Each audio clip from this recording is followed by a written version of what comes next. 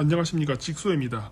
이미 대한민국의 사회는 좌파와 우파로 심하게 갈라져 있으며 서로 다른 성향의 사람들이 화합하기는 어려울 것 같습니다. 서로 자신들이 정당하다고 주장하면서 상대방의 비리를 폭로하며 카타르시스를 느끼고 있는 듯한데, 여러분들이 잊지 말아야 할 것이 있습니다. 2차 세계대전 이후 서구권 국가들이 제3세계 국가들에게 줄기차게 주장해온 인권과 민주주의가 타국에 대한 내정 간섭용 정치 어젠다라는 것을 말입니다. 국제 금융 세력들이 타국의 민주주의 정치 시스템을 구축하는 것을 요구하는 것은 사실 그 나라 국민의 인권 보호와는 별로 상관이 없습니다. 1991년 소련 연방이 해체된 이후 공산주의 국가들이 산발적으로 몇 개국 존재하고는 있으나 대부분의 국가는 이제 공식적으로 민주주의 국가가 되었습니다. 그러나 민주주의 국가라고 불리는 대부분의 국가들은 부정부패로 인해 경제는 파탄 상태이며 많은 국민들이 가난과 범죄에 허덕이고 있습니다. 즉, 민주주의가 모든 문제를 해결해주는 만병통치약이 아니라는 겁니다. 민주주의의 꽃은 국민투표입니다. 국민들이 나라를 통치할 지도자를 투표를 통해 선택한다는 것은 매우 바람직한 정치제도입니다. 그러나 그것은 이론에 불과하고 현실에서는 전혀 다른 방식으로 작동됩니다. 선거를 하려면 선거 운동을 도울 사람들이 필요하고 선거 팜플렛, 공약 연구를 위한 인력, 선거 장비 등이 필요합니다. 이 모든 것은 바로 돈과 관련되어 있습니다. 이러한 것을 하지 않으면 사람들은 그 정치인에 대해서 모를 것이고, 그렇게 되면 선거에서 떨어지게 됩니다. 상황이 이렇다 보니 선거는 누가 더 돈을 많이 쓰느냐에 의해 승패가 결정됩니다. 그렇다 보니 정치인들은 자기에게 거액의 선거 자금을 제공해주는 사람을 위해서 일하지 국민을 위해서 일하지 않게 됩니다. 특히 세계화가 된 오늘날의 세계에는 선거 자금을 지원해주는 세력이 한국인이 아닌 외국인인 경우도 비일비재합니다. 그렇게 되면 그 정치인은 한국인을 위해서 일할까요? 아니면 외국인을 위해서 일할까요? 서방 국가들이 타국과 교류를 할 때 인권과 민주주의를 강조하는 이유는 바로 선거라는 제도를 이용해서 그 나라의 내정 간섭이 가능하기 때문입니다.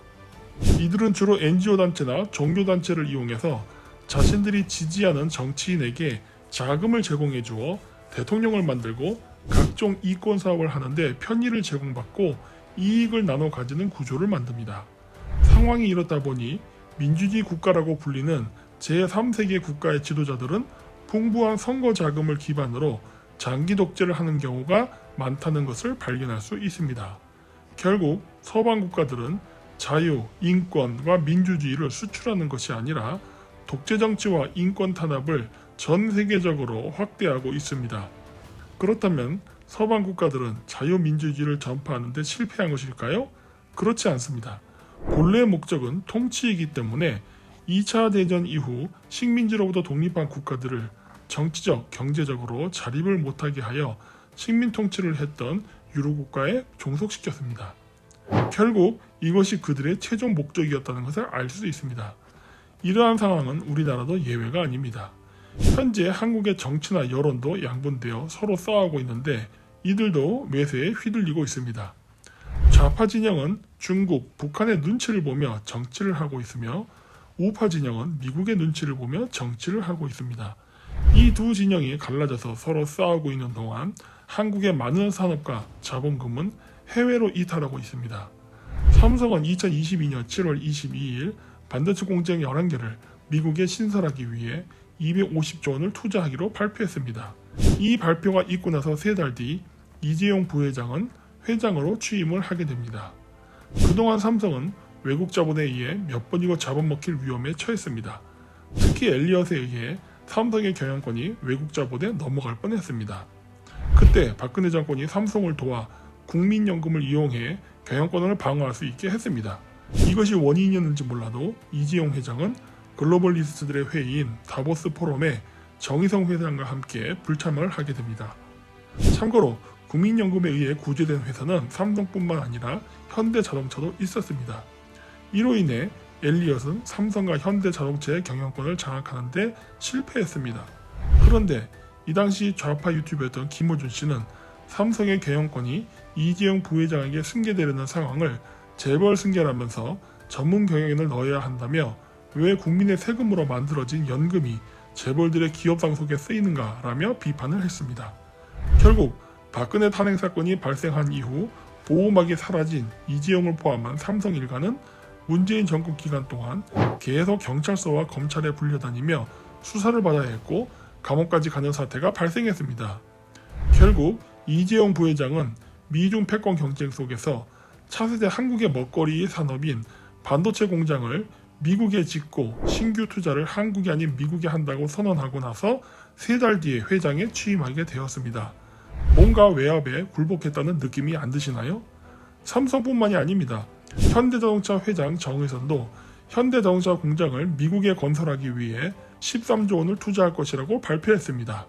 그러나 과거 엘리엇에 대한 앙금이 있었는지 미국은 인플레이션 감축법을 시행하면서 현대차가 세액공제를 받지 못하게 만들었습니다. 현재도 개정에 대한 건의를 하고 있으나 언제 바뀔지는 아직 요원한 상태입니다. 이처럼 한국의 시민단체들은 사회 정의를 실현하겠다는 말을 하지만 실제로는 외국 세력의 하수인이 되어 한국의 국가 경쟁력을 약화시키는 역할을 하고 있습니다. 환경 문제에 있어서도 환경단체들의 매국 행위는 계속되고 있습니다.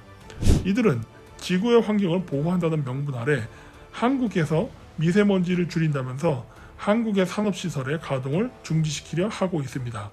가장 어이없었던 것은 미세먼지의 원인을 중국이 아닌 한국에 있다 하며 미세먼지를 줄이기 위해 고등어 구이를 줄여야 한다는 말도 안 되는 대안을 시민들을 서울 광장에 모아놓고 제시했습니다. 전문가가 아닌 비전문가들을 모아놓고 시민의 의견이라면서 떼법으로 밀어붙이는 바람에 상인들만 졸지에 환경 범죄자가 되었습니다. 뿐만 아니라 한국에서 활동하던 그린피스 회장도 한국인이 아닌 중국인이었습니다. 그는 중국의 엄청난 환경 공해에 대해서는 말을 안 하고 한국에서 미세먼지를 줄이기 위해 공장의 숫자를 줄이고 탈원전을 해야 한다고 주장했습니다.